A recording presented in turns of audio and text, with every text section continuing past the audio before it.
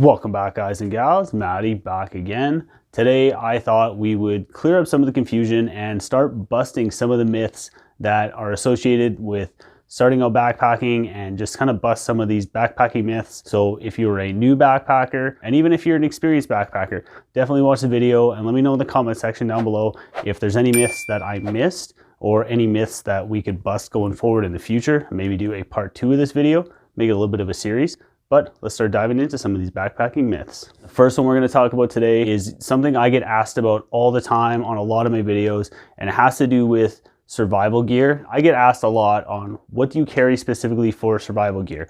What do you carry as an emergency shelter? Or what do you carry as your emergency fire starting kit? So I kind of wanted to clear up sort of this myth that when you're out on a backpacking trip, you need to be carrying a fully stocked survival kit inside of your already fully stocked survival kit. When I'm out on a backpacking trip, everything I'm carrying on my back is essentially to help me survive out there for however many days I'm out on a backpacking trip. When I get these questions on my YouTube videos in the comment section, I honestly never know how to respond to them. I'm already carrying a shelter setup with either my hammock and tarp and my quilt setups, or I've got my ground set up and I've got a tent and a sleeping pad and a quilt to go along with that. The smartest thing you can do when it comes to survival gear is look at the gear on your back as your survival gear. So if you're a new backpacker just getting into the sport and you're looking at some gear to pick up and you start seeing suggestions on carrying a fully stocked survival kit, just remember, once you get your backpack kitted out, you've already got your fully stocked survival kit. But when it comes to survival gear that I get asked about all the time, it doesn't just end at emergency survival shelters. I get asked all the time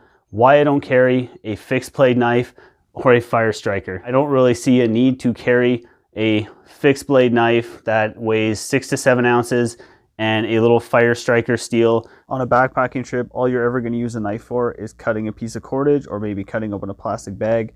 You're not going to be using a fixed blade knife to create a shelter because, like we talked about in the first point, you're already carrying your emergency survival shelter with you on your back. So the need for a full fixed blade knife is totally unnecessary on a backpacking trip. It just adds unnecessary weight and bulk to your pack. When I'm out on a backpacking trip, the last thing I'm ever going to pull out of my backpack is a fire steel to start a fire, especially when you can easily toss 3 or 4 of these guys in various places in your pack, throw them in a little mini Ziploc bag, throw one in your first aid kit in a sealed bag, and you are always going to have the means to start a fire. These are so much easier to use. It's much easier starting a fire with a mini Bic lighter than it is carrying around a flint and steel or some kind of fire striker to try and start a fire in an emergency situation. If you ever need to start a fire out in the backcountry, just make sure you pack a couple little Bic minis. They literally weigh an ounce. They take up absolutely no space in your backpack. You cannot go wrong with a mini Bic lighter. The next myth that we're going to talk about has to do with wildlife when you're out on trail. You go out in the woods and the woods are absolutely crawling with bears and cougars and wolves and all these predatory animals that are just out there to get you and they just want to eat you. This is just simply false. Now, when you step out on trail, yes, there is a chance that you may have an encounter with a wild animal, be it a bear or a cougar or a wolf or whatever other kind of animals are out there in the areas that you decide to go hiking and backpacking. As long as you are out there making noise and making your presence known so that the animals in the area are aware that there is human presence, they will generally get out of your way. They don't really want anything to do with you. The biggest cause for negative animal encounters has to do with somebody stumbling on an animal and surprising it. So when you're out in the woods, especially if you're hiking in bear country, just make sure you are as loud as possible. You know, yell out, "Hey bear," every couple minutes and leave the bear bells at home. Those things are absolutely useless. So just making sure that you're loud when you're out there, making sure your presence is known.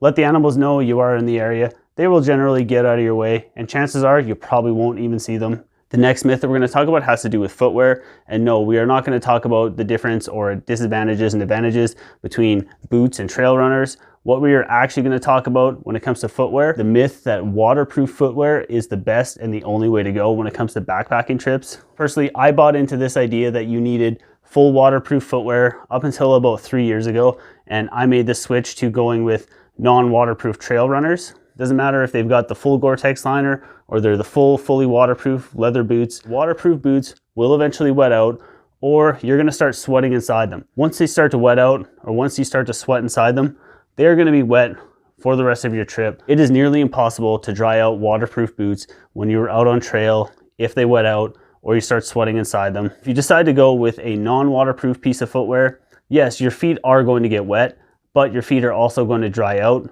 So when the rain stops or the muddy sections stop, you're going to have a chance to dry out your feet and your footwear are going to dry out, and you're not going to be dealing with sloppy feet inside your boots. It is a absolutely terrible thing to go through. Wearing fully waterproof boots, I have spent an entire 6-day backpacking trip with my feet absolutely soaked. It was an absolute nightmare. My blisters were out of control. But since making the switch to going with non-waterproof footwear, the second the mud is done, the second the rain stops, your feet start to dry out. And usually within about an hour to two, my shoes are completely dry and I'm walking in dry feet. Not the case when it comes to waterproof boots. The next myth we're going to talk about has to do with sleep systems, particularly your sleeping bag and your sleeping pad. The big myth when it comes to sleeping bags has to do with the temperature rating on your sleeping bag when you go into the outdoor retail stores. Up here in the Rockies, a 20 Fahrenheit or -7 Celsius sleeping bag or quilt is generally what most people use when it comes to summer backpacking trips. But the big thing to watch for when you go into the outdoor retail stores is when you start looking at sleeping bags and their temperature ratings, make sure that you are looking at the comfort rating of that sleeping bag, not the survival rating of that sleeping bag. Now, most sleeping bag manufacturers, when they list the rating for the sleeping bag, they list the survival rating of that sleeping bag. So if you were going out grabbing a 20 Fahrenheit survival rated sleeping bag and you plan on going into 20 Fahrenheit weather or -7 Celsius weather, I can almost guarantee you, you are going to have a miserable cold night. A sleeping bag that's rated at 20 Fahrenheit at survival rating is actually closer to a 30 Fahrenheit or 0 degrees Celsius when it comes to their comfort rating. So just making sure that when you're going and picking up a sleeping bag or you're looking for a new sleeping bag or a new sleeping quilt, make sure that you're looking at the comfort rating of that sleeping bag or quilt so you can know the actual temperature that you can take that piece of gear out and stay comfortable and not be cold at night. Now, moving away from sleeping bags and quilts, we got to talk about bottom insulation a little bit. And this one isn't so much a myth, but this just tends to be one of the most overlooked pieces of gear when it comes to your backpacking sleep system, and that's your sleeping pad. The first thing that people tend to look at when it comes to a sleeping pad is they want something that's going to be plush and comfortable to sleep on, and that totally makes sense. But the biggest thing that people tend to overlook when it comes to their sleeping pad is the R value of the sleeping pad itself. People tend to focus so much on their sleeping bag and making sure they've got a sufficiently warm sleeping bag, but they don't necessarily always look at the R value of their sleeping pad. So many times I've been out on backpacking trips with people who don't have a sufficiently rated sleeping pad, and overnight temperatures dip and people get up in the morning. The first thing they're saying is, holy crap, I can't believe I was so cold last night.